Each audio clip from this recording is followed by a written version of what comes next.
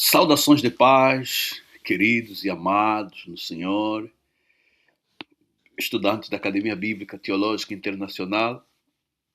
Estamos aqui de volta para mais uma aula da nossa disciplina de liderança cristã.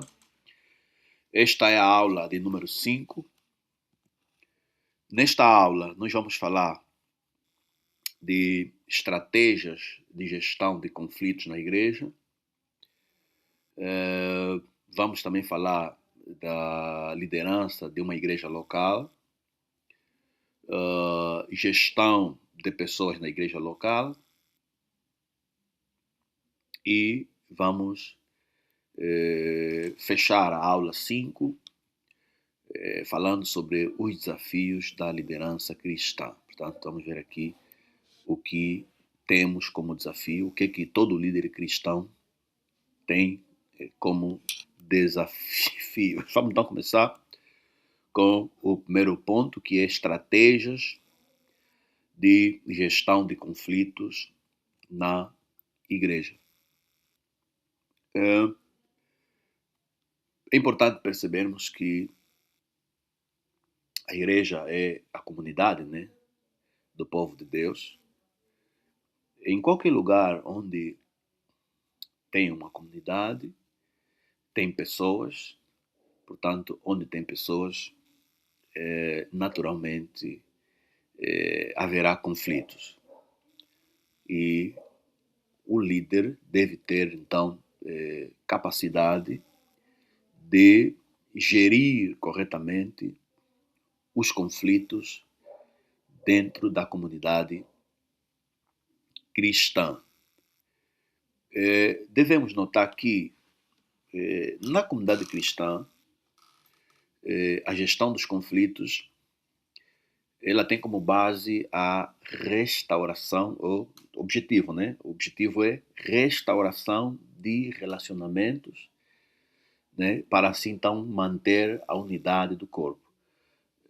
É importante que o líder consiga promover a unidade dos membros, né? A unidade dos membros da congregação. Para manter a unidade é um aspecto muito importante e o líder deve trabalhar nesse sentido. Portanto, onde há conflito, a tendência é as pessoas em conflito, né, se separarem, criarem inimizades. Portanto, deve haver uma gestão, né, um tratamento adequado para que os conflitos não causem desunião no seio da igreja.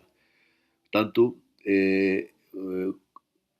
para se tratar os conflitos da melhor forma possível do ponto de vista bíblico, é preciso então seguir os princípios bíblicos e também as próprias técnicas, né, bíblicas para a gestão e a mediação de conflitos. Vamos então agora ver, né, as principais estratégias, né, que nós devemos usar para gerir e resolver os conflitos dentro da igreja local. Vamos começar. O primeiro princípio para gerirmos conflito dentro da igreja, dentro do povo de Deus, temos o protocolo de Mateus 18. Nessa passagem de Mateus 18, Jesus nos apresenta aí um protocolo deixando claro como é que o líder deve se proceder diante de um conflito. E Jesus mostra 4 etapas que todo líder deve seguir diante de um conflito. Primeiramente, a primeira etapa, né, pode ser conflito ou alguém que está em falta na congregação. O primeiro ponto é a abordagem privada. Não importa o que o irmão cometeu, não importa a falha cometida, o primeiro passo é chamar a pessoa em particular, né?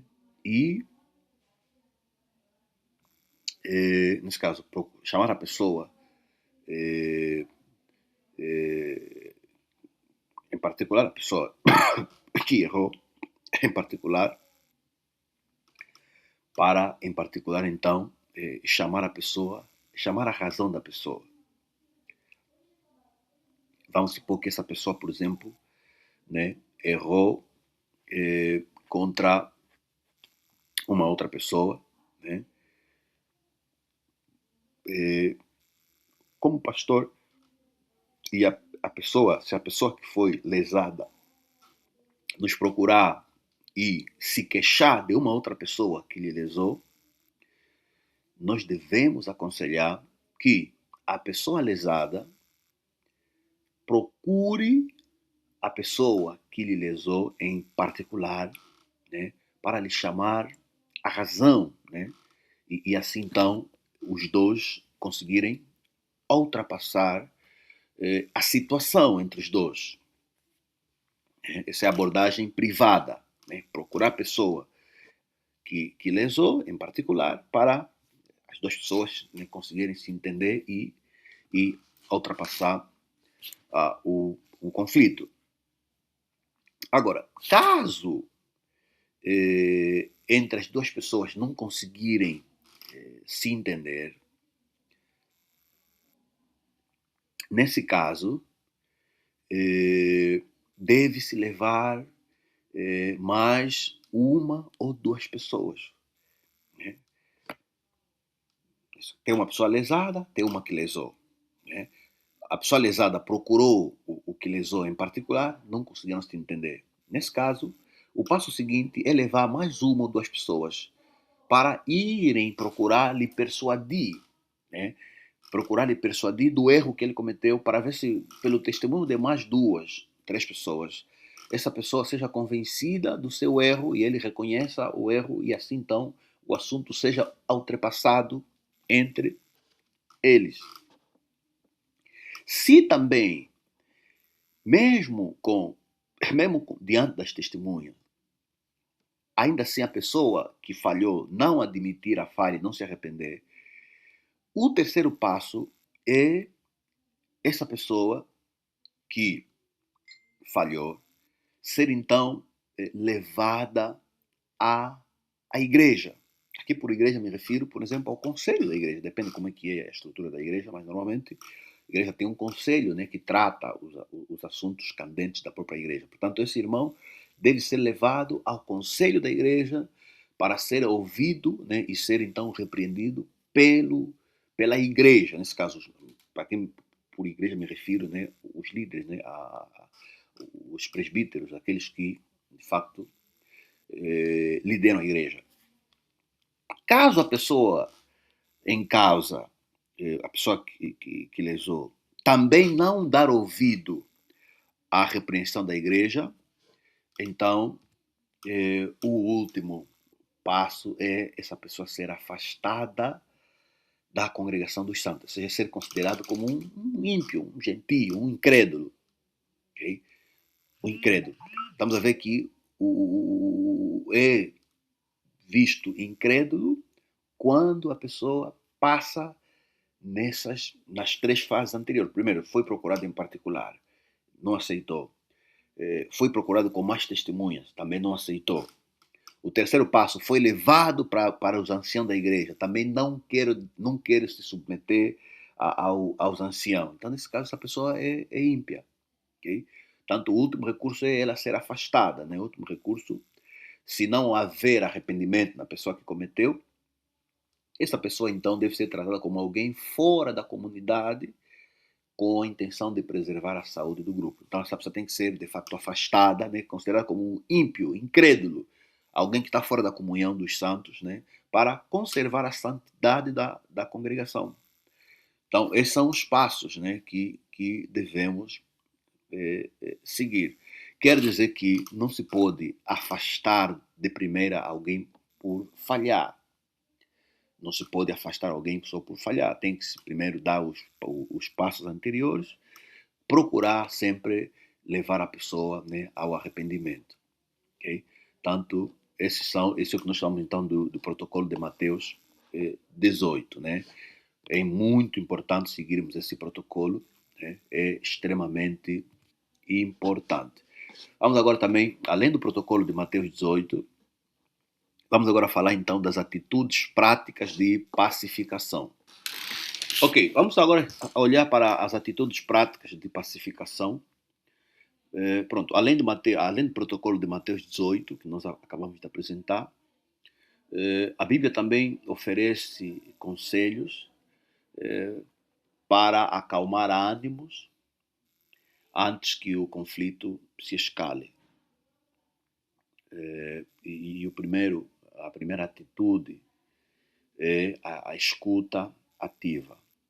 O que é isso, escuta ativa? Aqui nos referimos a priorizar o ouvir antes de responder, né, para evitar julgamentos precipitados. É muito importante, né, ainda que nós estamos diante de alguém que errou, mas antes de fazermos qualquer julgamento precipitado, precisamos primeiro ouvir. Né? Precisamos primeiro ouvir a pessoa, né, para que, com base naquilo que a pessoa vai apresentar, possamos então fazer o devido juízo. E outra questão importante é respondermos, né, as nossas respostas serem brandas, né, responder de forma branda, responder com calma e mansidão, né, para desarmar a ira, né, para evitar despertar a ira por parte da pessoa com quem nós estamos a falar, com base em Provérbios 15, versículo 1. Portanto, devemos procurar sempre responder de forma branda. E outra atitude importante é o perdão proativo. Aqui, perdão proativo é você não esperar a outra pessoa se desculpar para você lhe perdoar. Né? É ele perdoar mesmo antes mesmo que a pessoa, né, se desculpe. Tanto, isso visa, essa é uma das formas muito importantes para nós então buscarmos a reconciliação, né, como reflexo do perdão de Cristo. Né? Devemos estar sempre pronto para perdoar aquele que nos ofendeu, conforme o bom Deus nos ensinou que devemos perdoar aqueles que nos ofendem, porque se não fazermos isso, também Deus não nos perdoará dos nossos muitos pecados. Portanto, devemos ser proativos, sempre prontos para perdoar, ainda que o outro não tenha reconhecido, né? Antes de a pessoa nos pedir perdão, nós devemos já liberar o perdão, isso nos faz bem a nós mesmos. Outra questão importante também que evita conflito é evitar a fofoca. Né? As fofocas, elas só agudizam, né, nos conflitos. Né? Fofoca, você reproduzir uma informação com base naquilo que você ouviu dizer, mesmo sem ter prova, sem ter qualquer elemento. Né? Então, deve-se evitar. Especialmente o líder não pode fazer juízo com base em fofocas. Não pode. Okay? Deve-se procurar resolver as questões diretamente com os envolvidos. Nada de se apegar no ouvir dizer, não. Procure sempre as pessoas envolvidas, procure sempre ouvir os dois lados, né? Não faça juízo com base apenas o fato de você ouvir um lado, porque cada lado vai querer sempre se defender. Então é importante você ouvir os dois lados e com base naquilo que você ouvir dos dois lados, né, fazer então o devido julgamento. É importante evitarmos a propagação de boatos que geram divisão. Porque existem pessoas que não viu nada, não presenciou nada, ouviu dizer também de alguém que também não viu nada, e ele vai reproduzir aquilo que ouviu dizer como se ele tivesse visto, né? E isso simplesmente não ajuda, só causa desunião, causa divisão e, consequentemente, gera conflitos, né, na congregação. Ok? Vamos agora então vamos agora nos concentrar nas técnicas de liderança e mediação. Né? Como é que devemos, como líderes cristãos, como é que nós devemos encarar, tratar os conflitos na congregação? Como é que nós devemos, então, mediar? Esse é um dos principais papéis do pastor, do líder cristão, que é a intermediação de conflitos, né? Conflitos entre casais, conflito entre crentes, né? da igreja. Então, é importante o líder estar muito bem preparado, né? Para esta tarefa de mediação de conflito. Líderes cristãos, eles aplicam métodos de gestão para conflitos organizacionais ou doutrinários. Né? Pode ser conflitos na área organizacional da própria igreja, como pode ser conflito ligado a doutrinas. Portanto, é importante, primeiramente, quando estamos diante do conflito, procurarmos, então, né, começarmos com a apuração de fatos. Okay? O líder não pode trabalhar com base em especulações, com base em fofocas, com base em ouvir dizer. Não. Okay? O líder, primeiro, sempre que há qualquer situação na igreja, qualquer situação conflituosa, a primeira tarefa do pastor, do líder, é apurar os factos, é procurar investigar, né, a origem real do conflito, né, antes mesmo de tomar qualquer decisão. Procura investigar como é que aconteceu, onde é que aconteceu, por que aconteceu. Né? Procure as testemunhas oculares, pessoas que presenciaram, né, os factos. Né? Depois procura as duas partes envolvidas, né? Ou estas duas partes, ou estas testemunhas. Né? Assim você vai ter, então, clara percepção daquilo que, de facto, terá acontecido. Atenção, é fundamental o líder investigar para chegar aos factos. Quando falamos de facto, estamos a nos referir àquilo que, de facto, aconteceu. E a segunda técnica, né, além da apuração de fatos, a segunda técnica é o foco na missão.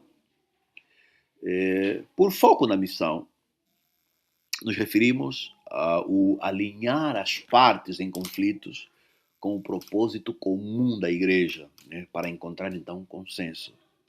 Né? Qual é a missão da igreja? A igreja está aqui na terra para ser sal e luz.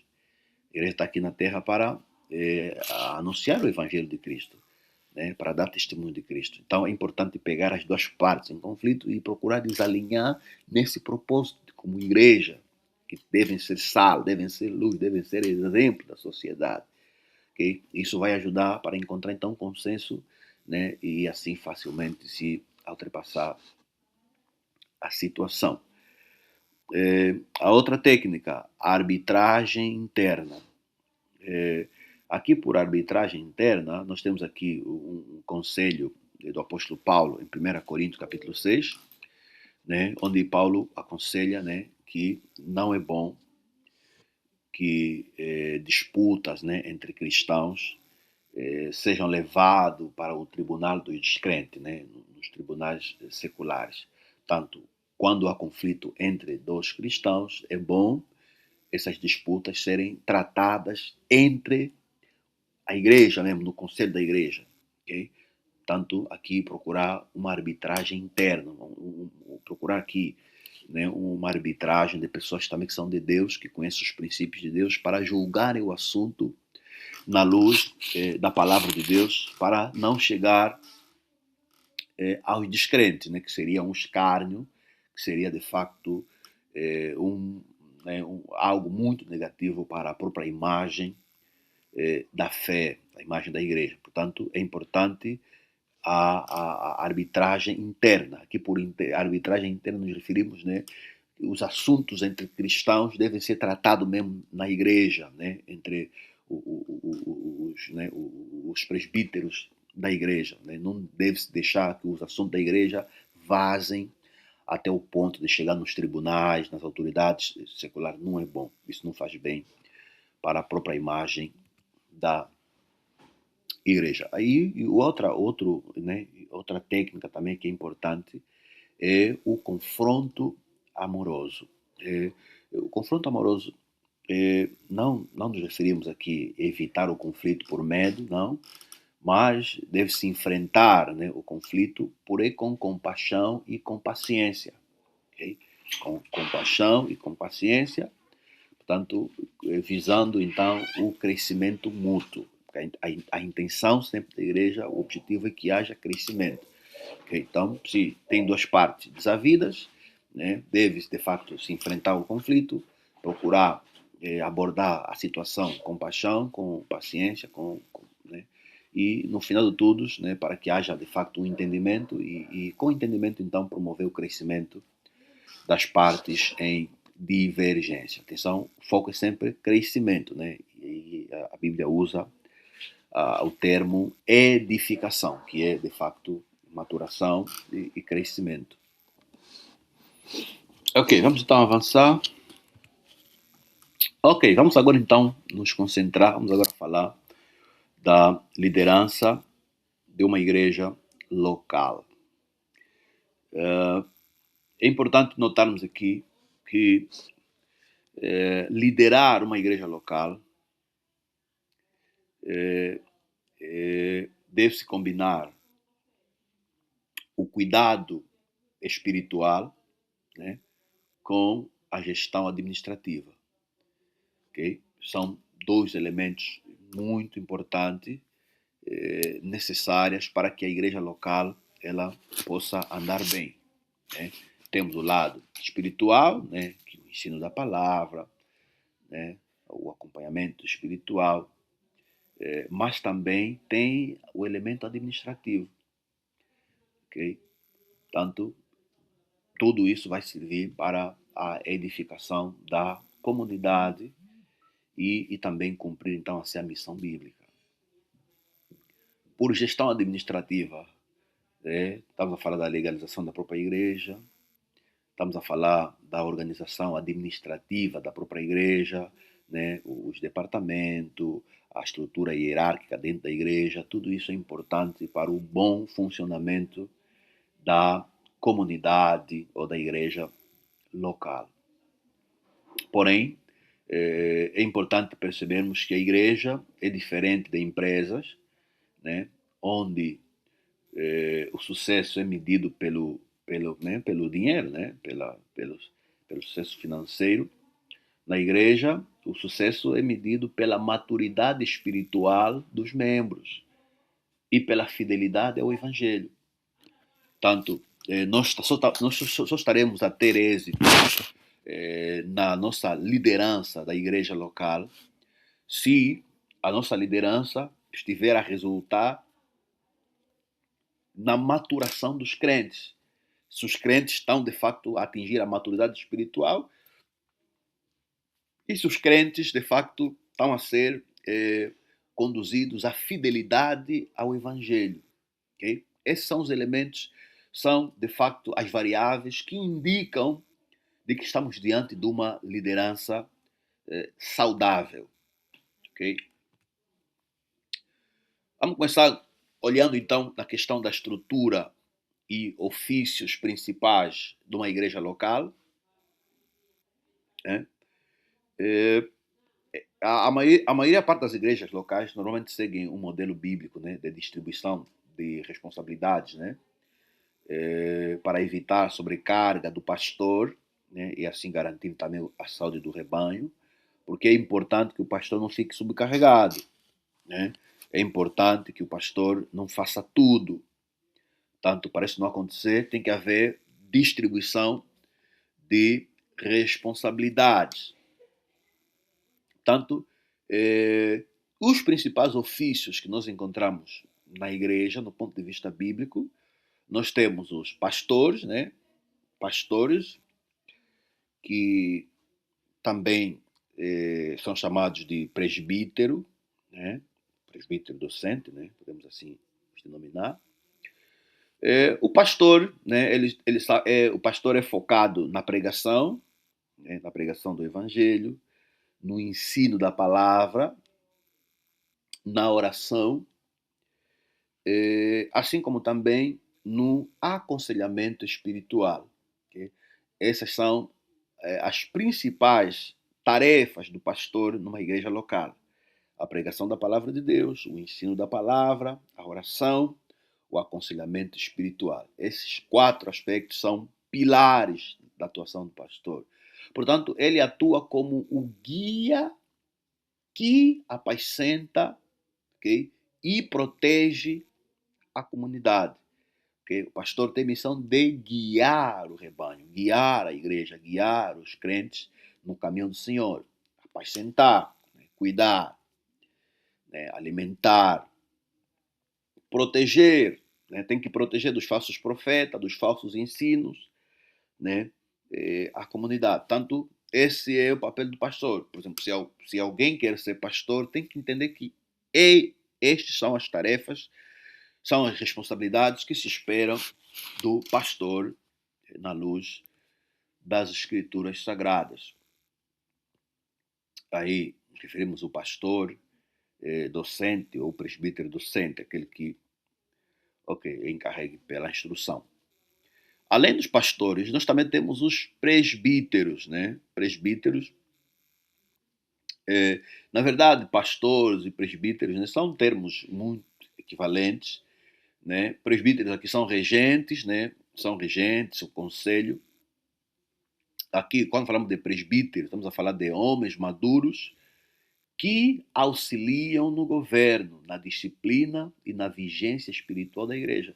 É importante que uma igreja local, né, não seja liderado apenas por uma pessoa, não dependa apenas de uma pessoa.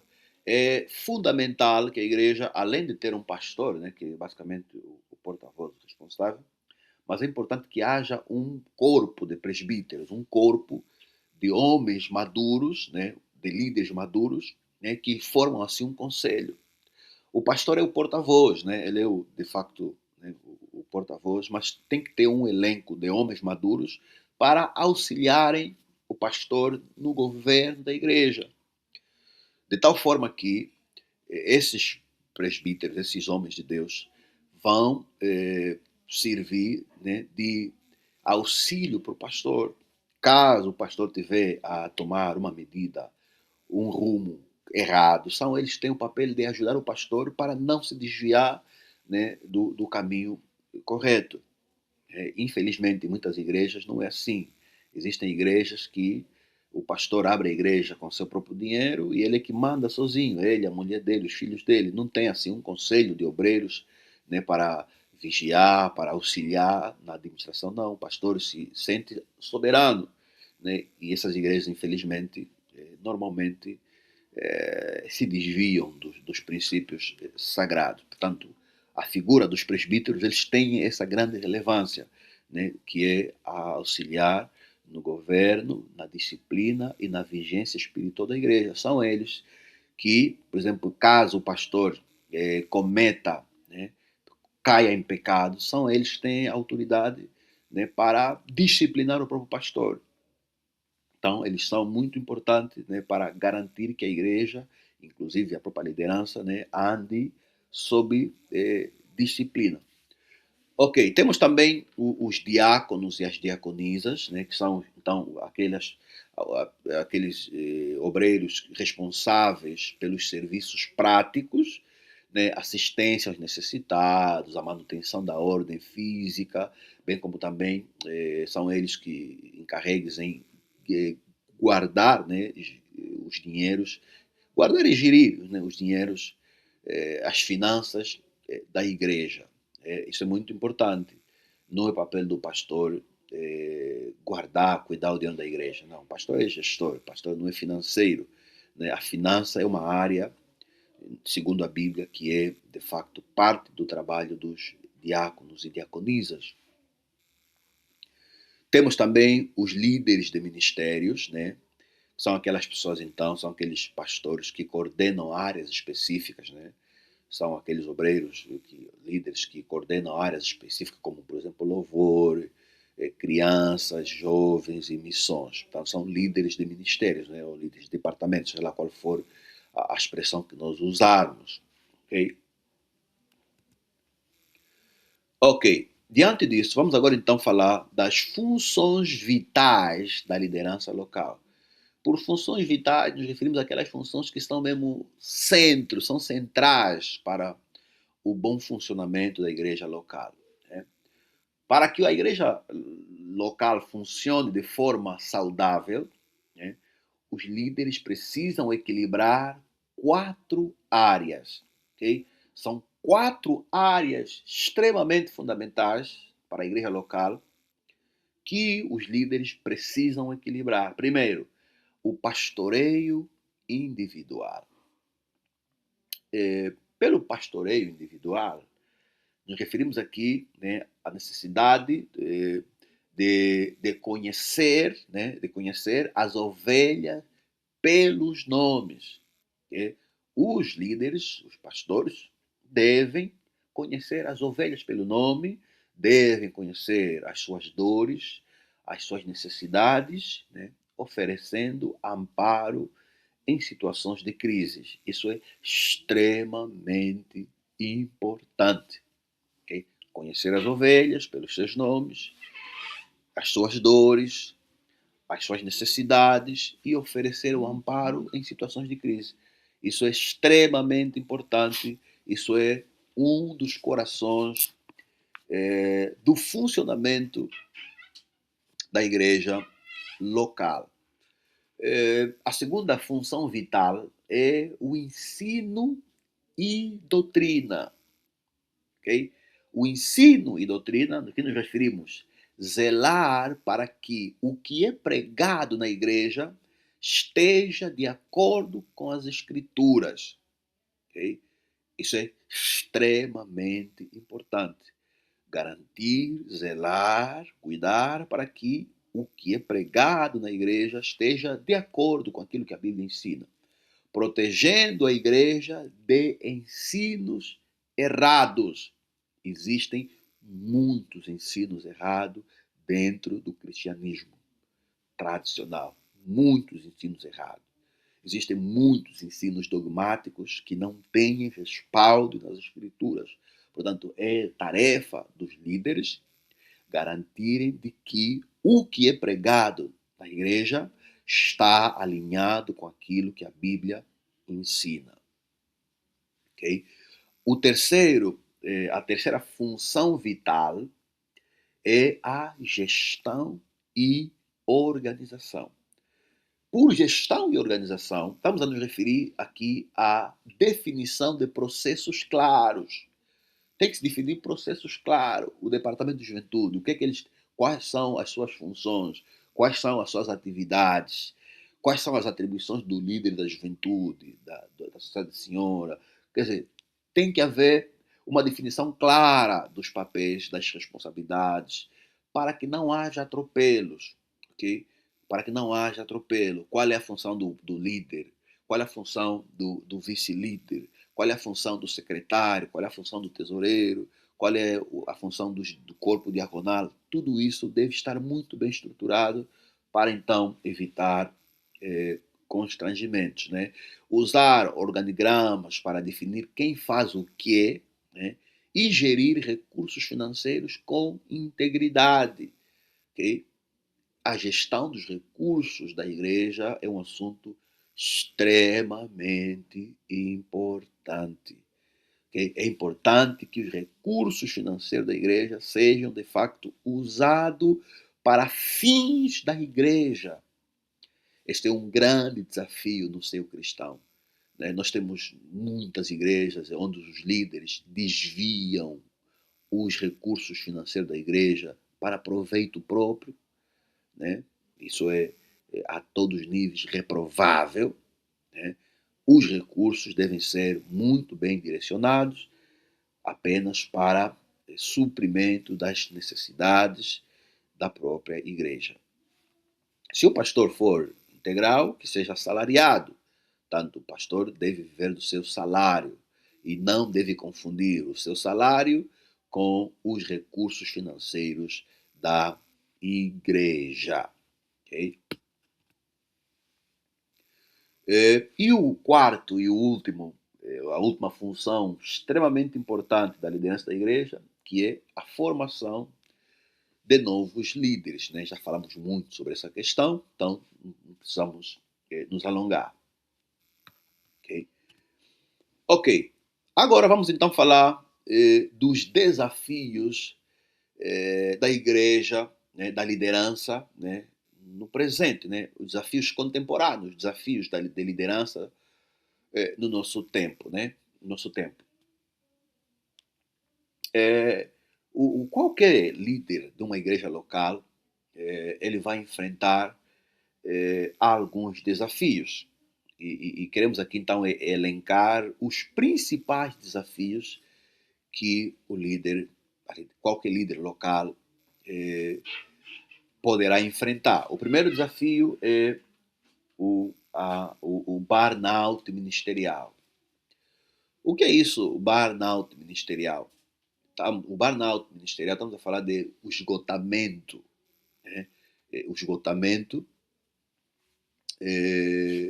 do pastor. Né? O pastor corre o risco de sofrer de esgotamento por tentar acumular funções administrativas. Muitos pastores acumulam funções. Ele é o pastor administrativo, ele também se põe nos assuntos sociais da igreja, ele sozinho também está nos assuntos espirituais. Tanto esse acúmulo de tarefas, né, pode conduzir o pastor ao esgotamento. Né? E isso não é bom. Por isso é que estamos sempre a repetir, é importante que o pastor saiba delegar tarefa, saiba delegar responsabilidades, para não acumular responsabilidade e isso então te esgotar, te acabar. Né?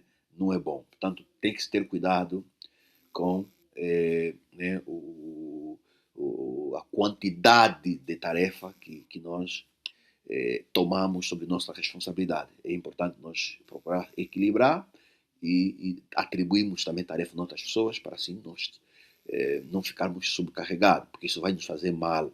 Né? Vai nos fazer mal, não é bom. O outro desafio é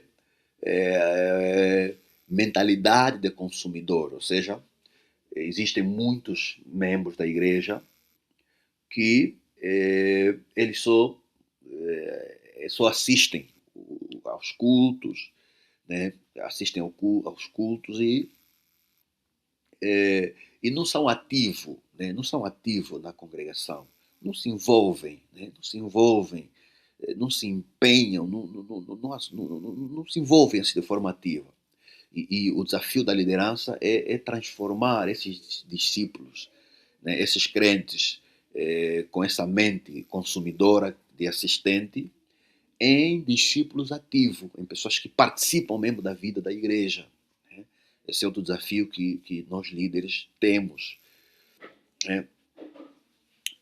O terceiro desafio é a complexidade administrativa. Ou seja, o líder ele precisa ter conhecimentos além dos conhecimentos teológicos, além da teologia. Porque o líder vai lidar também vai lidar com leis, por exemplo, sobre trabalho. Se tiver, por exemplo, irmãos que trabalham na igreja, né, o líder tem que ter conhecimento das leis para não infringir as leis trabalhistas do país. Questões de imposto, gestão de propriedades da própria igreja, tudo isso exige algum conhecimento além da teologia. Portanto, é importante que, né, os líderes eclesiásticos não sejam limitados só no conhecimento teológico, mas também tenham outros conhecimentos transversais que vão, de facto, ajudar também na liderança cristã. Portanto, esses são os três principais desafios que os líderes contemporâneos enfrentam. Né? O desafio de sofrer um burnout ministerial, que é o esgotamento ministerial, a mentalidade, a questão de procurar trabalhar para transformar, né, os crentes que só assistem, não se envolvem para discípulos ativos, e a questão da complexidade administrativa que exige que o líder cristão tenha conhecimentos além de teologia. Ok, vamos então agora avançar para a questão, penso que é a última questão da nossa aula 5, que é a questão da gestão de pessoas na igreja. Conforme já vimos, o líder ele gere pessoas, ele lidar com as pessoas. Portanto, a gestão ministerial foca na melhoria de processos internos, né, para promover o crescimento espiritual e organizacional. A ideia é que as pessoas cresçam espiritualmente, mas também que a nossa comunidade se desenvolva, né, de forma, no ponto de vista de organização. Mas, já dissemos, repetimos, diferente da, igreja, da empresa, né, que o objetivo é o lucro financeiro, né, a igreja não tem objetivo de lucrar, de fazer lucro. Pelo contrário, o objetivo da igreja é capacitar os membros para cumprirem a missão de Deus com excelência. Okay? Por isso, porque a ideia é discipular, capacitar e enviar. Okay? Então, esse é o objetivo. E a ideia é que os discípulos sejam, de facto, capacitados com excelência para que, quando são enviados, cumpram também a obra de Deus com excelência. Vamos, então, aqui apresentar os pilares estratégicos fundamentais, né, na gestão de pessoas na igreja. Primeiro pilar é o desenvolvimento e treinamento contínuo. Né? É importante que a igreja tenha um programa de capacitação constante, né, dos membros, né? Deve incluir cursos, congressos, reuniões mensais para alimentar espiritualmente e treinar tecnicamente os líderes e aqueles que são voluntários, né, para o serviço da igreja. Né? Tem que haver capacitação constante. Ainda dentro mesmo do desenvolvimento e treinamento contínuo, né, tem que haver a cultura de multiplicação, né, treinar líderes, né, para que eles, por sua vez, também treinem outros líderes, e assim vamos então multiplicando o número de líderes. Isso é muito importante, né, para a expansão e o desenvolvimento, né, do reino de Deus, da própria igreja. E outra questão importante é a descoberta de dons. Né? É importante ajudarmos, né, os membros a encontrarem seu propósito e ministério adequado, porque as pessoas, né, os membros da igreja, eles recebem algum dom da parte de Deus.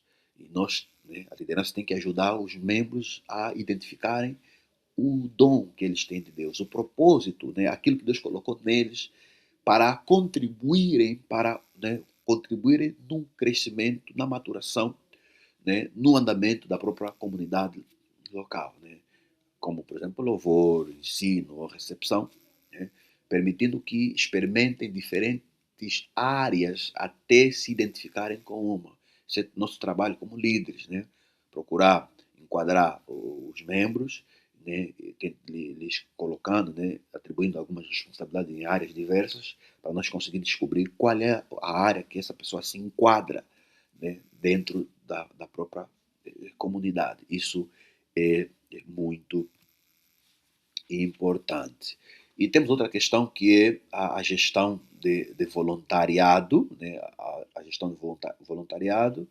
Portanto, aqui estamos a nos referir puramente à cultura de serviço. Né? É importante que a liderança promova a ideia, né, de que o voluntariado nasce da paixão e do amor a Deus, onde quem limpa o banheiro da igreja, por exemplo, tem o mesmo papel, tem o mesmo valor daquela pessoa que prega, por exemplo. Né?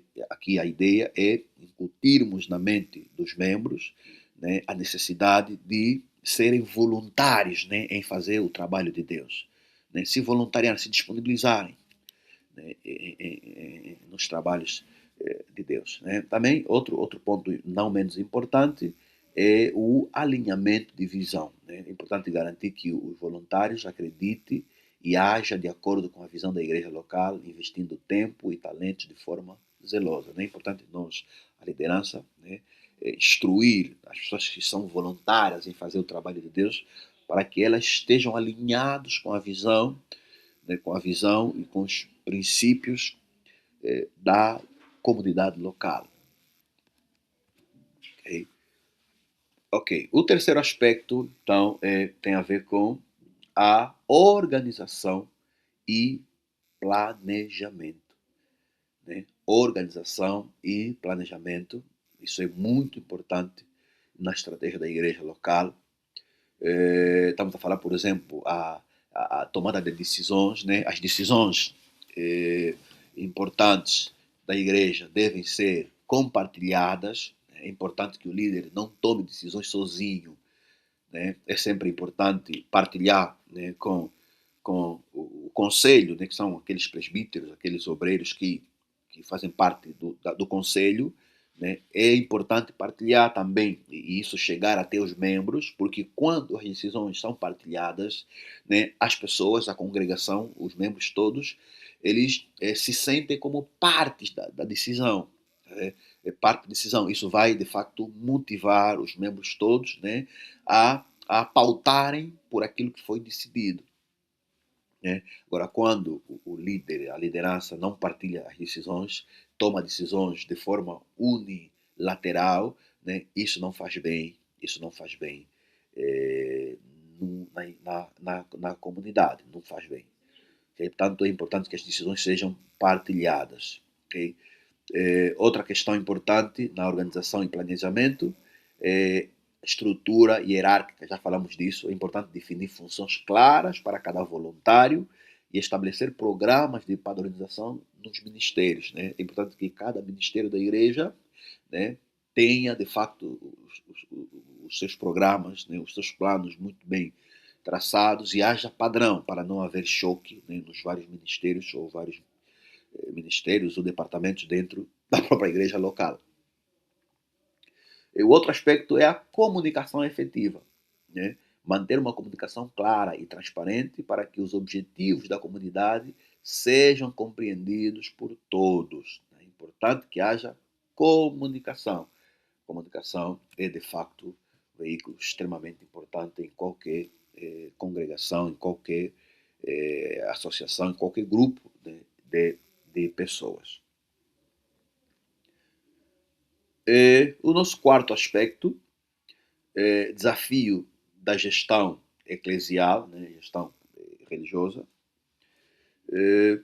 Os desafios na gestão da igreja. Primeiro, temos o desafio de procurarmos o equilíbrio, né, entre a administração e o espiritual. Né, procurar equilibrar. O líder deve evitar tornar-se apenas um gestor de tarefas, né? Não pode, o líder cristão não pode ser só gestor de tarefa. Né? Para isso deve buscar então ferramentas de gestão para ganhar tempo, né, para a oração e o pastorado. É importante equilibrar. Né? Precisamos ter ferramentas de gestão, mas também devemos buscar, né, devemos ter uma vida de oração e pastorear o rebanho. Né? É importante buscarmos esse equilíbrio. O outro desafio é o combate ao esgotamento. Né? É importante fazermos tudo para não cairmos no esgotamento. Né? A falta de treinamento e de processos de delegação pode levar ao desgaste físico, mental da liderança. Portanto, para não cairmos nesse esgotamento físico e psicológico, né? Precisamos delegar, então, tarefas, precisamos treinar as pessoas para que as pessoas, né, liderem nos grupos onde elas estão. Assim nós vamos nos focar em treinar esses líderes e apenas os assuntos mais complexos é que vão sobrar para nós. Ok. Finalmente, para fecharmos, né, vamos agora falar rapidamente os desafios da liderança cristã, né, no geral. Quais são os desafios que a liderança cristã enfrenta? Nós temos desafios de ordem interna e espiritual, né? aqui primeiro o desafio da manutenção da vida devocional. É importante que o líder mantenha a sua comunhão, a sua intimidade, o seu relacionamento com Deus de forma sadia, né? Isso é extremamente importante, né? É importante para que não se caia no perigo de substituir o relacionamento pessoal com Deus pelo trabalho para Deus. Porque muitas das vezes, muitos são os líderes que caem no erro de fazer trabalho para Deus sem ter um relacionamento com Deus. Portanto, devemos primeiro priorizar o nosso relacionamento com Deus, né? E o trabalho tem que vir depois. Okay? Então, isso é muito importante, mantermos então a nossa devoção, que é a nossa relação, a nossa comunhão, a nossa intimidade com Deus Todo-Poderoso. O outro desafio na área de caráter espiritual é a solidão e o desânimo, né? É importante que o líder não se isole, não seja um líder isolado, que não tem conexões, não tem outros líderes também, né, a quem ele presta conta. A solidão ministerial não faz bem, não faz bem. Isso nos faz mal, né? Nos faz mal, pode até nos levar à perda de visão e o entusiasmo. Portanto, devemos evitar, né, nos isolar, né, ministerialmente falando, né? E outro desafio é, ainda dentro do ponto de vista, né, dos desafios internos, né, na vida interna do pastor, do líder, é a autodisciplina, né?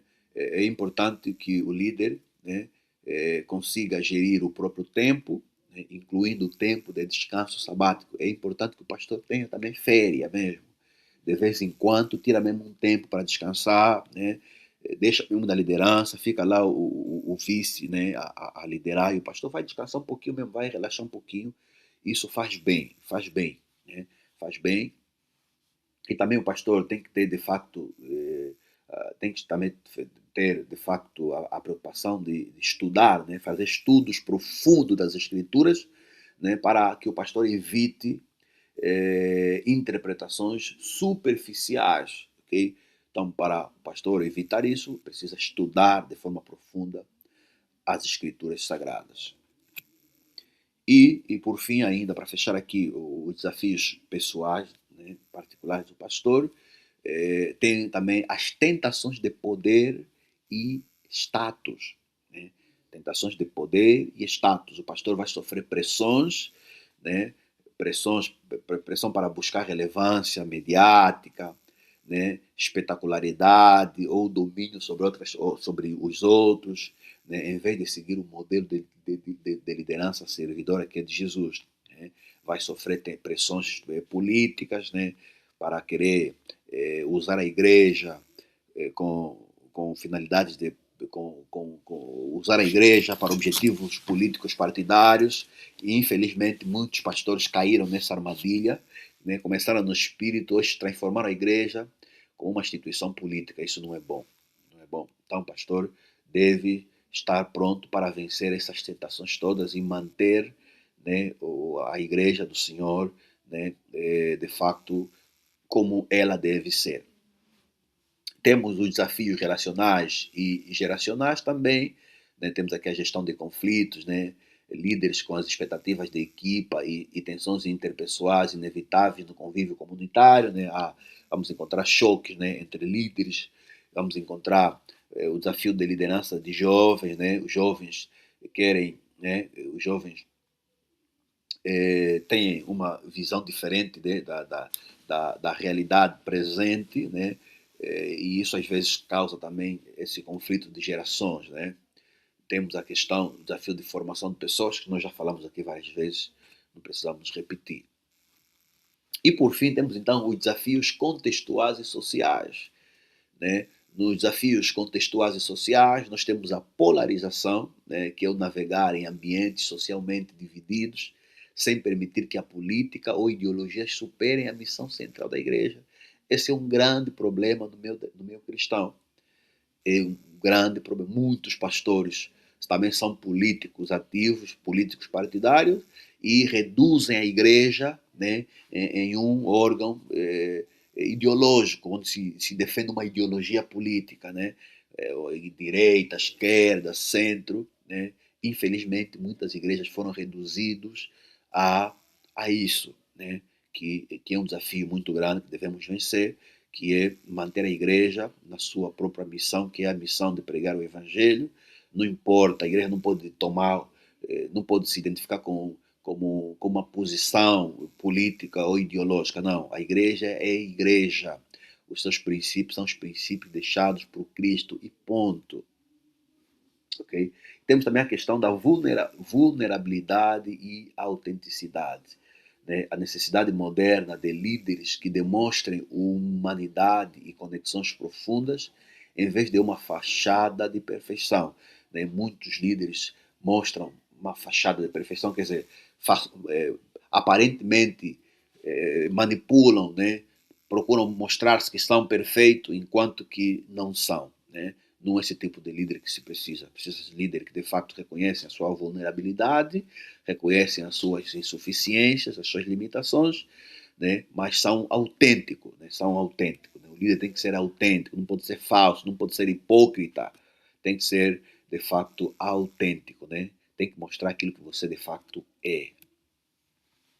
E por fim, temos então o desafio de integridade e de caráter, né? Manter a coerência, né? O líder tem que ser coerente entre aquilo que você ensina e você prega e aquilo que você vive, né? Tem que estar em harmonia. O líder deve viver aquilo que prega, ok?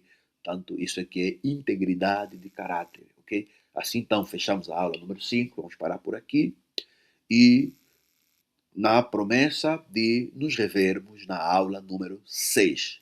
Graça e paz.